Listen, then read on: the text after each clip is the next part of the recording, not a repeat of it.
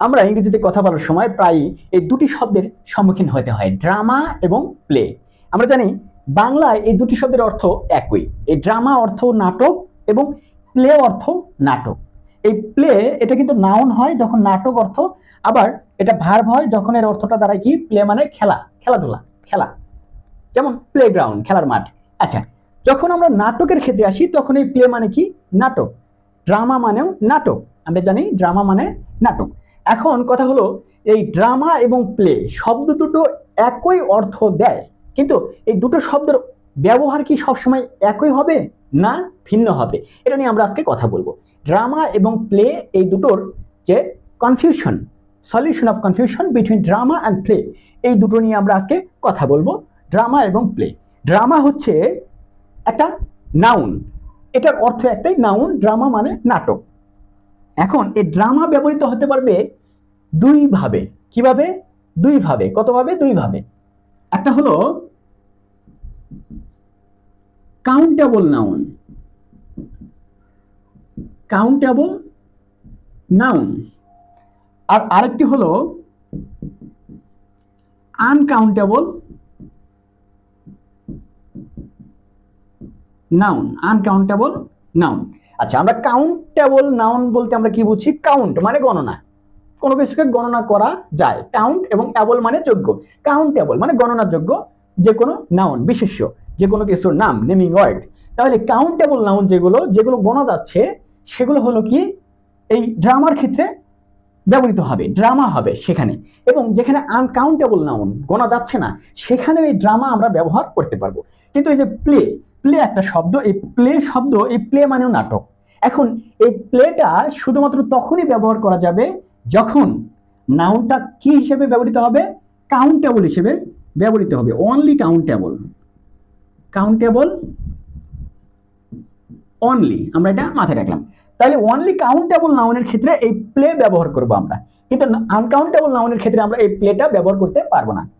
যেমন আমরা যদি কিছু উদাহরণ দেই, এই ড্রামার ক্ষেত্রে আমরা যদি উদাহরণ দেই তাহলে আমরা কাউন্টেবল এবং আনকাউন্টেবল উভয় ক্ষেত্রেই দিতে পারবো। যেমন আমরা একটা উদাহরণ দেই, there is a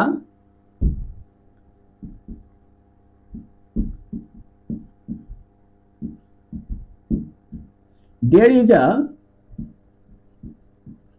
good drama, আচ্ছা, on television, on TV, there is a good drama on TV, মানে টিভিতে একটা ভালো নাটক আছে, টিভিতে একটা ভালো নাটক আছে। আচ্ছা, এখানে যদি আমরা যদি there is a good drama on টিভির বদলে আমরা যদি প্লে বসাই তাহলে কি ঠিক হবে কি হবে না? অবশ্যই ঠিক হবে। কেন ঠিক হবে? কারণ there is a good drama, এই যে আ গুড, আ গুড মানে একটা ভালো বোঝানো হচ্ছে। কিন্তু যদি বলা হয় দেয়ার আর মেনি গুড ড্রামা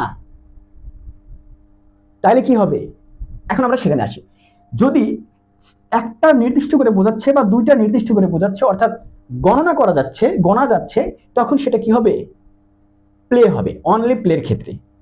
এবং গোনা যাচ্ছে গোনা যাচ্ছে না উভয় ক্ষেত্রেই ব্যবহৃত হবে কি এই drama. There is a good drama on TV, এটাও ঠিক আছে। আবার যদি আমরা বলি দেয়ার আর, আমরা যদি উদাহরণস্বরূপ বলি যে there are many good drama on TV, এটাও কিন্তু আমাদের সঠিক আছে। There are many good drama on TV, কিন্তু এখানে আমরা প্লে ব্যবহার করতে পারবো না। কারণ এখানে কি এই যে মেনি গুড, মেনি গুড মানে অনেক ভালো, অনেক ভালো, অনেক ভালো বলতে কি অনেকগুলো ভালো। এখানে শুধু অনেক ভালো না, ওটা তো ভেরি গুড। এটা হলো মেনি গুড মানে অনেকগুলো ভালো। তাহলে অনেকগুলো ভালো যখন হবে তখন সেটা তো কি আনকাউন্টেবল নাউন, সে তো কাউন্টেবল নাউন না। তাহলে যেহেতু আনকাউন্টেবল নাউন সেহেতু এটা কি হবে?